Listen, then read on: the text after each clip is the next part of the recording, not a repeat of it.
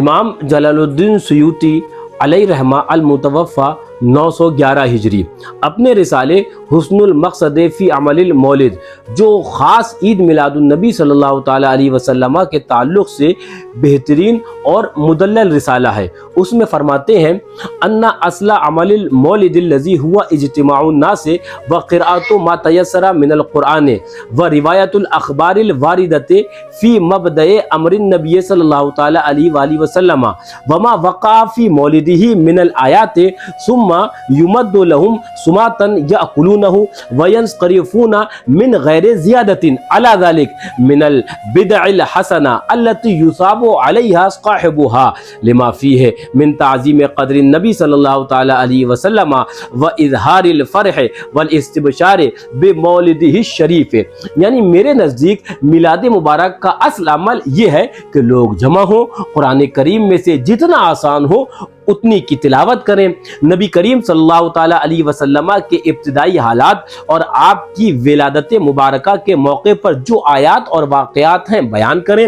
پھر ان کے لیے کھانا پیش کیا جائے جسے وہ کھائیں، پھر بغیر کسی اضافے کے لوٹ جائیں۔ یہ ان اچھی بدعت یعنی اچھی ایجادات میں سے ہے جس پر اس کے کرنے والے کو ثواب دیا جاتا ہے،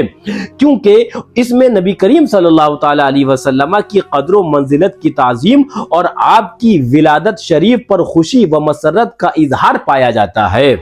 پھر پنجتن پاک کی نسبت سے 5 علماء کرام کے اقوال نقل کرتے ہیں۔ پہلے نمبر پر امام ابو عبداللہ ابن الحاج المتوفا 737 ہجری کا کلام نقل کرتے ہیں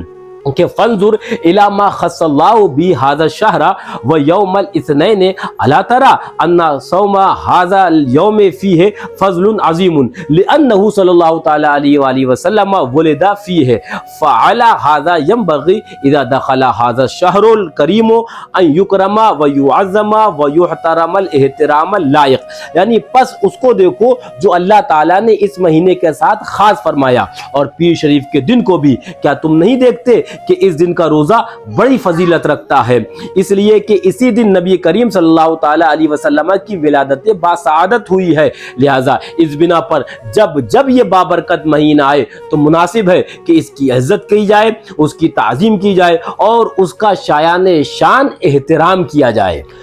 دوسرے نمبر پر امام حافظ ابو الفضل ابن حجر قدس سرہ المتوفا 852 ہجری کا قول نقل کرتے ہیں کہ فمن تحرى في عملها المحاسن وتجنب ضدها كان بدعتا حسنہ۔ یعنی جو شخص میلاد کے عمل میں اچھے کاموں کو اختیار کرے اور برے کاموں سے بچے تو یہ بدعت حسنہ یعنی اچھی ایجاد ہوگی۔ اور اس کے بعد فرماتے ہیں کہ اس قول کے چند سطروں کے بعد امام جلال الدین سیوطی قدس سرہ کہ میلاد پاک پر خوشی منانے اور کھانا کھلانے کی اصل اس حدیث سے بھی نکلتی ہے جو حضرت انس ابن مالک رضی اللہ تعالی عنہ سے مروی ہے ان النبی صلی اللہ تعالی علیہ وآلہ وسلم عقا عن نفسہ بعد النبوہ، یعنی نبی کریم صلی اللہ تعالی علیہ وسلم نے اعلان نبوت کے بعد اپنی طرف سے خود عقیقہ فرمایا۔ آگے فرماتے ہیں ما انہ قد ورد ان جدہ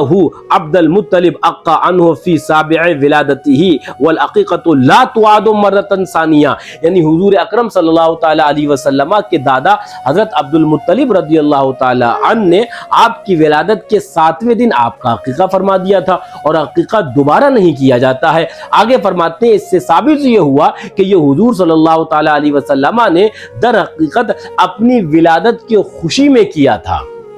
تیسرے نمبر پر علامہ حافظ شمس الدین الجزری کا ذکر کرتے ہیں کہ وہ اپنی کتاب عرف التعریف بالمولد الشریف جو میلاد شریف ہی کے موضوع پر مکمل کتاب ہے، اس میں فرماتے ہیں کہ ابو لہب کے مرنے کے بعد خواب میں دیکھا گیا، اس سے پوچھا گیا تمہارا کیا حال ہے؟ اس نے کہا جہنم میں ہوں، البتہ ہر پیر شریف کی رات میرے عذاب میں کمی کی جاتی ہے اور میں اپنی دونوں انگلیوں کے درمیان سے اس قدر پانی چوستا ہوں، اور اپنی انگلیوں کے سرے کی جانب اشارہ کیا، اور یہ سب اس وجہ سے ہے کہ ثویبہ نے جب مجھے نبی کریم صلی اللہ تعالیٰ علیہ وسلم کی ولادت کی خوشخبری دی تو میں نے اسے آزاد کر دیا۔ اس کو نقل کرنے کے بعد امام جزری فرماتے ہیں فَإِذَا كَانَ أَبُو لَهَبٍ الْكَافِرُ الَّذِي نَزَلَ الْقُرْآنُ بِذَمِّهِ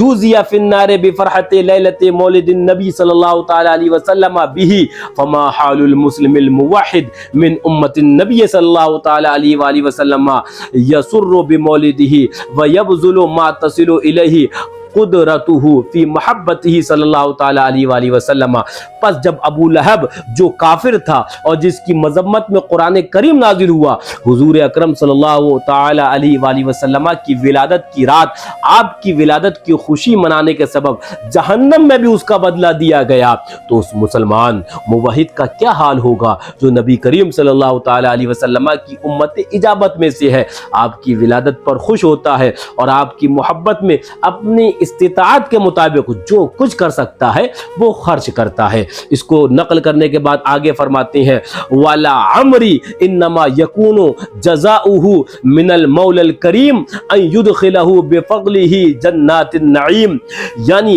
فرماتے ہیں جس کے قبضہ قدرت میں میری جان ہے اس کی قسم، ایسے شخص کی جزا تو کریم مولا کی طرف سے یہی ہوگی کہ وہ اپنے فضل سے اپنے کرم سے نعمتوں بھری جنت میں داخل فرمائے گا۔ اب ذرا سوچو کہ امام جلال الدین سیوطی علیہ رحمہ آج سے تقریباً 537 سال قبل وصال فرما رہے ہیں، اور امام ابن الحاج آج سے تقریباً 711 سال قبل انتقال فرما رہے ہیں، یعنی اعلیٰ حضرت فاضل بریلوی رضی اللہ تعالی عنہ کی پیدائش سے بھی سینکڑوں سال پہلے میلاد شریف کے ثبوت میں کتابیں لکھی جا رہی ہیں، میلاد شریف کے ثبوت میں دلائل دیے جا رہے ہیں۔ اعلیٰ حضرت کی پیدائش سے سینکڑوں سال پہلے میلاد شریف کے موقع پر خوشیاں منائی جا رہی ہیں، کھانے پینے لنگر کے اہتمام ہو رہے ہیں، تو امام اہل سنت اعلیٰ حضرت فاضل بریلوی یا دیگر علماء اہل سنت نے کوئی نیا راستہ نہیں بتایا، بلکہ اسی پرانے اور صحیح راستے کی پہریداری فرمائی ہے، حفاظت فرمائی ہے کہ خاک ہو جائیں یا دو جل کر مگر ہم تو رضا، دم میں جب تک دم ہے ذکر ان کا سناتے جائیں گے۔ اور شعر بے شعر سنت مظہر اعلیٰ حضرت رضی اللہ تعالیٰ عنہ فرماتے ہیں جس وقت ہوئی یا رسول اللہ بزم جہاں میں تیری آمد، سجدے کو تیرے جھک گیا اللہ کا گھر بھی۔